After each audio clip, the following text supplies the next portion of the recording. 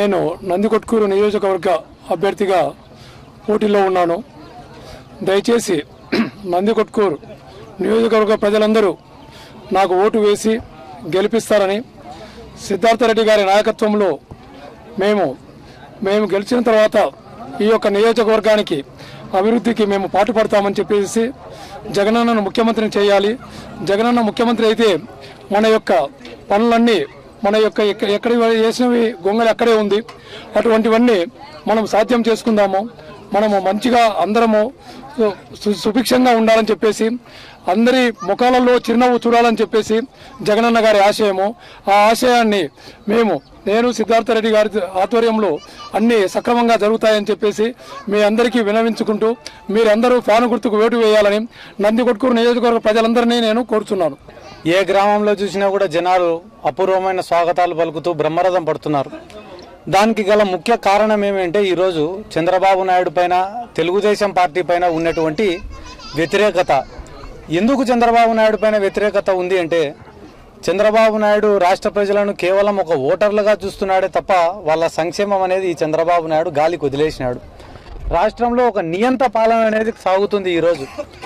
ఎట్లంటే చంద్రబాబు నాయుడు ఏది చెప్తే దానికి ఊగొట్టాల రాష్ట్ర ప్రజలు. అప్పుడే రాష్ట్ర ప్రజలు మంచోళ్ళు, ప్రతిపక్ష పార్టీలు మంచివి, మిత్రపక్షాలు మంచోళ్ళు. లేదు చంద్రబాబు నాయుడు నువ్వు చేసేది తప్పు అని ఎవరైనా చెప్తే గాన వెంటనే వాళ్ళపైన బురద చల్లడము, వాళ్ళకు అక్రమ సంబంధాలు అంటగట్టడము, తాను దొంగతనం చేసి అందరిపైన దొంగ అని అరసడము, ఇటువంటి పనులు చేయడంతో ఒక ముఖ్యమంత్రి స్థాయి వ్యక్తి చేయకూడనటువంటి పనులు అన్నీ కూడా ఈరోజు ఈ చంద్రబాబు నాయుడు చేస్తున్నాడు. ఏ రకంగా అంటే, ఒక ముఖ్యమంత్రి స్థాయి వ్యక్తి ఏ మాట మాట్లాడినా కూడా అది ఒక క్రెడిబిలిటీ ఉండాలా, ఒక స్టేచర్ తోటి మాట్లాడాలా. ఎందుకంటే ఆయన మాట్లాడే ప్రతి మాట మన రాష్ట్రం పైన ప్రభావం అనేది చూపిస్తుంది. 600 అబద్ధపు హామీలు, దొంగ హామీలు ఇచ్చి ఆయన అధికారంలోకి వచ్చినాడు. 2014 ఎన్నికలలో మన దేశం అభివృద్ధి చెందాలన్నా, మన రాష్ట్రం అభివృద్ధి చెందాలన్నా నరేంద్ర మోడీ ప్రధానమంత్రి కావాలా అని చెప్పి నరేంద్ర మోడీ అభ్యర్థిత్వాన్ని బలపరిచిన నాయకుడు ఇదే నారా చంద్రబాబు నాయుడు. అసెంబ్లీ సాక్షిగా నరేంద్ర మోడీ మన రాష్ట్రానికి చేసినంత సాయము దేశంలో వేరే ఏ రాష్ట్రానికి కూడా చేయలేదు అని చెప్పిన నాయకుడు, ఆన్ రికార్డ్ చెప్పిన నాయకుడు ఇదే నారా చంద్రబాబు నాయుడు. ఈరోజు బీజేపీతో తెగదెంపులు చేసుకున్నాడు. ఎందుకు తెగదెంపులు చేసుకున్నాడండి? బీజేపీతో ప్రత్యేక హోదా ఇయ్యాలని కాదు, ప్రత్యేక ప్యాకేజీ ఇయ్యాలని కాదు, వెనుకబడిన జిల్లాలకు ఆర్థిక సాయం చేయలేదని కాదు, పోలవరం ప్రాజెక్టు విషయంలో కాదు, విశాఖ రైల్వే జోన్ విషయంలో కాదు, కడప ఉక్కు ఫ్యాక్టరీ విషయంలో కాదు.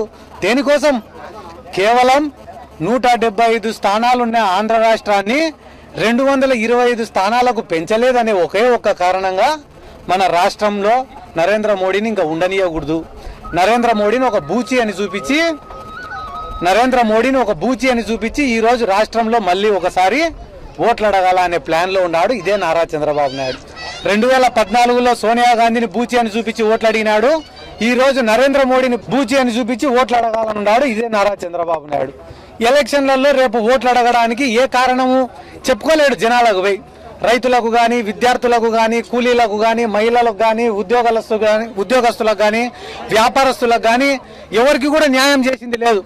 కులాలకు, మతాలకు, ప్రాంతాలకు మధ్యన కొట్లాటలు పెట్టి మళ్ళీ ఈరోజు ఓట్లు అడగడానికి మన ముందుకు వస్తున్నాడు ఇదే నారా చంద్రబాబు నాయుడు. నరేంద్ర మోడీతో తెగదెంపులు చేసుకున్నాడు, కాంగ్రెస్ పార్టీతో జత కట్టినాడు. తెలంగాణలో సంసారం సక్సెస్ అయితే ఈడ కాపురం కంటిన్యూ చేయాలనుకున్నాడు. కానీ తెలంగాణలో సంసారం బిడిసి కొట్టింది కాంగ్రెస్ వాళ్ళతో, కాబట్టి ఈడ పొత్తు వద్దు అంటున్నాడు. దేనికోసం? చివరిగా ఒక అస్త్రం పెట్టుకున్నాడు. నరేంద్ర మోడీకి, జగన్మోహన్ రెడ్డికి అక్రమ సంబంధం అంటగట్టి ఓట్లు అడగాలని అనుకుంటున్నాడు. 2014లో కేంద్రంలో ఖచ్చితంగా నరేంద్ర మోడీనే ప్రధానమంత్రి అవుతాడు అని చెప్పి దేశంలోని ప్రతి ఒక్క చిన్నపిల్లోడికి కూడా తెలుసు. ఆ రోజు బీజేపీలోని పెద్దలందరూ జగన్మోహన్ రెడ్డి దగ్గరకు వచ్చి, జగన్మోహన్ రెడ్డి గారు కేంద్రంలో మేము ఖచ్చితంగా అధికారంలోకి వస్తాము, మీలాంటి నాయకుల మద్దతు మాకు కావాలా, చంద్రబాబు నాయుడిని మేము నమ్మలేము అని చెప్తే, లేదు సార్ మా పార్టీకి దళితులు, మైనారిటీలు ప్రాణము, అటువంటి వాళ్ళ కోసం, అటువంటి వాళ్ళని ఏదో అధికారం కోసం నేను దూరం చేసుకోలేను అని చెప్పి ఆ రోజు బీజేపీ అధికారంలోకి వస్తుందని తెలిసినా కూడా పార్టీని దూరం పెట్టినాడు, పొత్తుని దూరం పెట్టినారు. ఎవరి కోసం? దళితుల కోసం, మైనారిటీల కోసం, రాష్ట్ర ప్రజల కోసం. అటువంటిది ఈరోజు 2019లో బీజేపీ అధికారంలోకి వస్తుందా రాదా అనేది బీజేపీకే తెలీదు. అధికారంలోకి వస్తుందని అనుకునే రోజే మేము కలిసలే ఆ పార్టీతో. ఈ రోజు మాకేం అవసరమయ్యా? అయిపోయిన తర్వాత ఏమన్నా అంటే ఈ రోజు ఆ కేసీఆర్తో సంబంధాన్ని అంటగడుతున్నారు వీళ్ళందరూ కలిసి. ఎదుర్కోలేక, చేతగాక, మొగతనం లేక ఇటువంటి నీచమైన రాజకీయం చేస్తున్నాడు. కేసీఆర్తో పొత్తు పెట్టుకోవాలని ప్రయత్నం చేసింది ఎవరు? ఈ చంద్రబాబు నాయుడు కాదా? హరికృష్ణ శవాన్ని ముందర పెట్టుకొని కేసీఆర్తో పొత్తుకు ప్రయత్నం చేసింది ఇదే చంద్రబాబు నాయుడే. ఎప్పుడైతే ఆ కేసీఆర్ వద్దన్నాడో వెంటనే కేసీఆర్కి జగన్మోహన్ రెడ్డికి సంబంధం అంటగడతాడు. దేనికి కలిసాలనుకున్నావు చంద్రబాబు నాయుడు నువ్వు కేసీఆర్తో అంటే? రాష్ట్ర అభివృద్ధి కోసం అంట. కేసీఆర్ని మేము ఎప్పుడు కలిసాలా? ఆ కేసీఆరే మా ఇంటికి వచ్చినాడు. మేము అసదుద్దీన్ ఓవైసీని ఎప్పుడు కలిసాలా? ఆ అసదుద్దీన్ ఓవైసీనే మాకు మద్దతు ప్రకటిస్తున్నాడు. ఎందుకు? ఆంధ్ర రాష్ట్రాన్ని చంద్రబాబు నాయుడు లాంటి నియంత నుండి, చంద్రబాబు నాయుడు లాంటి రాక్షసుడి నుండి కాపాడాలంటే అది కేవలం ఒకే ఒక్క మొగోడు ఉన్నాడు. ఆ మొగోడు జగన్మోహన్ రెడ్డి అని వాళ్ళు వచ్చినారా మా ఇంటికాడికి? మేము పోలే. నీ మాదిరిగా శరద్ పవార్ కాడికి, మమతా బెనర్జీ కాడికి, కుమారస్వామి కాడికి, స్టాలిన్ కాడికి, ఎవడి కాడికంటే వాడి కాడికి పోయి సంకనాకింది మేము కాదు. అది ఆ పని ఎవడైనా చేసినాడా దేశంలో అంటే అది చంద్రబాబు నాయుడే. ఒక్క విషయం గుర్తుపెట్టుకోండి, కేసీఆర్తో శత్రుత్వం మాకు అవసరంలే.